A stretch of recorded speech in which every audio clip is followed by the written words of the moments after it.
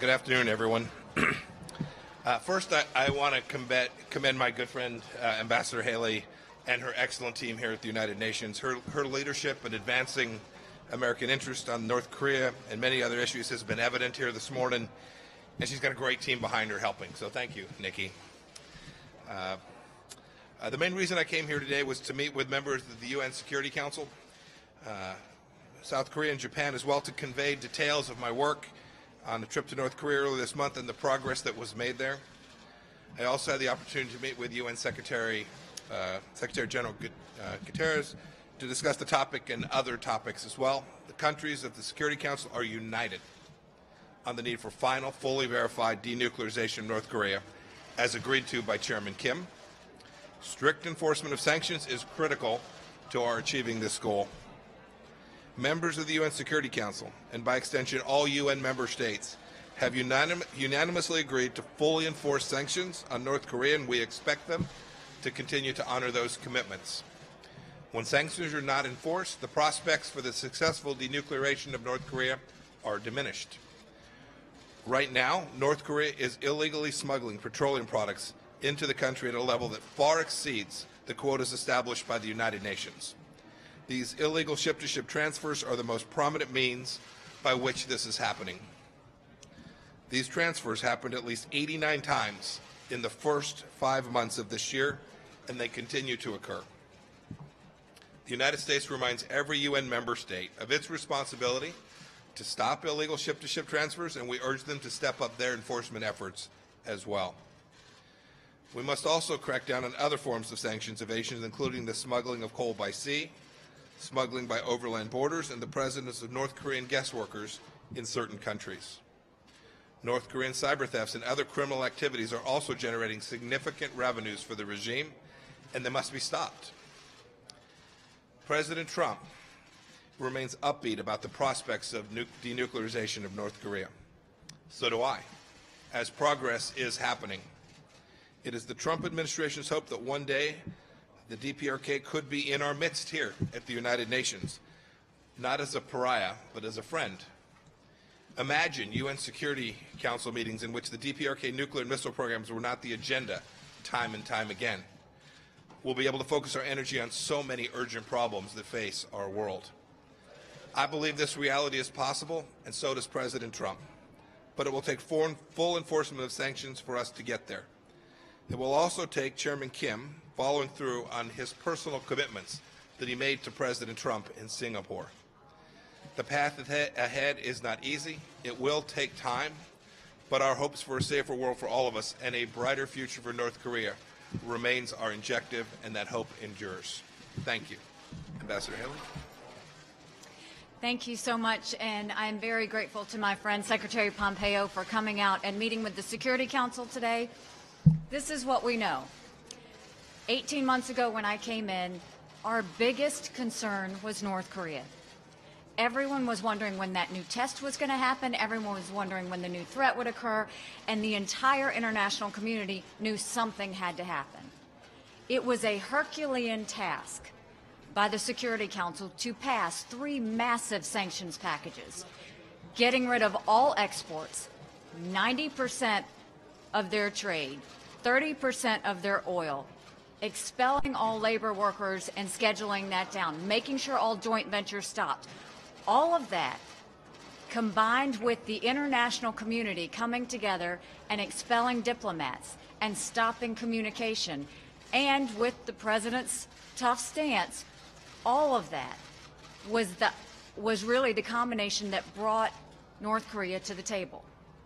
Now, North Korea and the U.S. have started to have talks, and as those things are happening, we and the Security Council and the international community have to support those talks. And the best way we can support those talks is to not loosen the sanctions. And what we have been seeing is certain countries wanting to do waivers, certain countries saying let's lift sanctions, certain countries wanting to do more.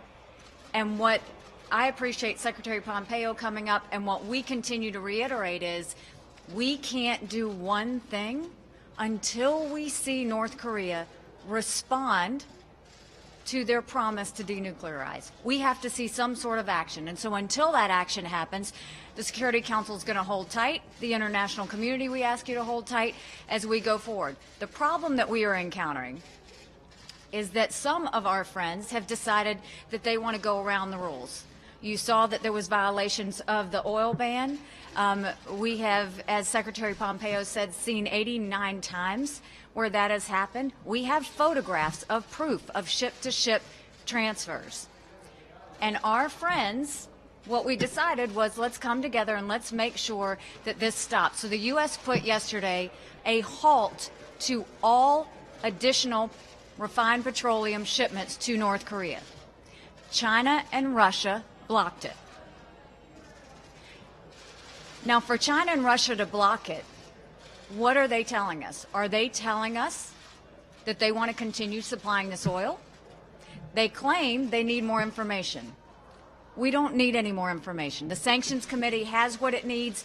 We all know what's going forward. We put pressure today on China and Russia to abide and be good helpers through this situation and to help us continue with denuclearization. And so I think this was a day of very frank talk between the Secretary, the Foreign Minister of South Korea, our Japanese friends as well as the Security Council, to say, if we want to see success, we have to see a response from Chairman Kim, and we have to continue to hold the line until that happens. And so, very successful day, again promising that the Security Council has remained united and continuing to put pressure on our members to not fall through on that process. Thank you.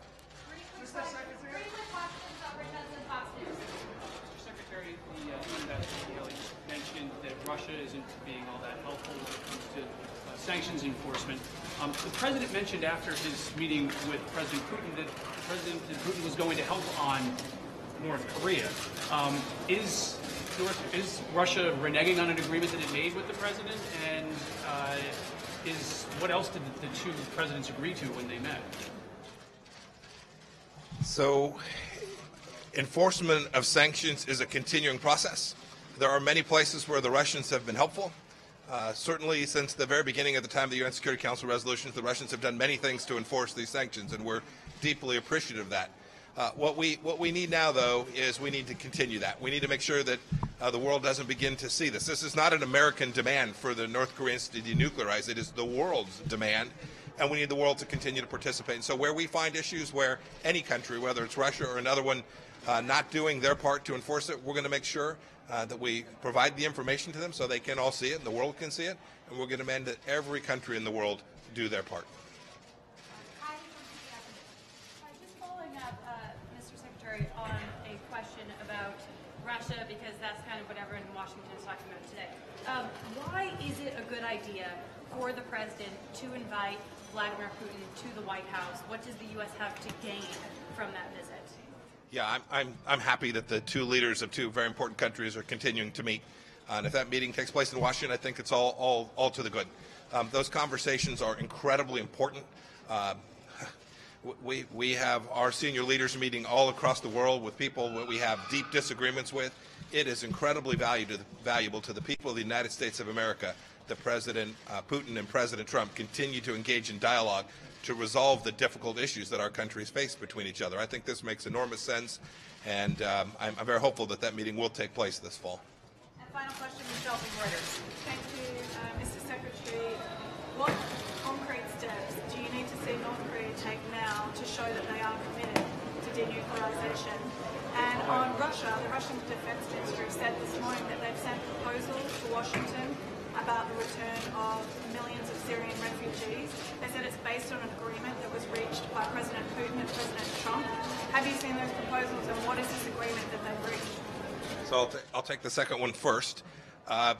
So lots of discussion taking place. There was a discussion between President Trump and President Putin about the resolution in Syria and how we might get the refugees back. The President shared with me the conversations that they'd had. It is important to the world that at the right time, through a voluntary mechanism, these refugees are able to return to their home country. It's what we've all been working on. It's what the UN has been working on, with Staffan de Mistura working on that very same problem set. And President Putin and President Trump did discuss that. There's lots of work to do to figure out how to implement that, but the United States certainly wants to be part of help achieving that resolution in Syria. Make no mistake about it. Your first question was about what we need to see. It's really pretty straightforward, right?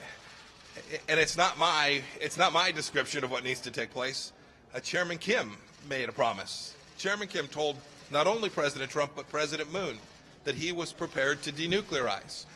The scope and scale of that is agreed to. The North Koreans understand what that means. There's no mistake about what the scope of denuclearization looks like. So what do we need to see? We need to see Chairman Kim do what he promised the world he would do. It's not very fancy, but it's the truth. Thank you. One more question, Mr. Secretary.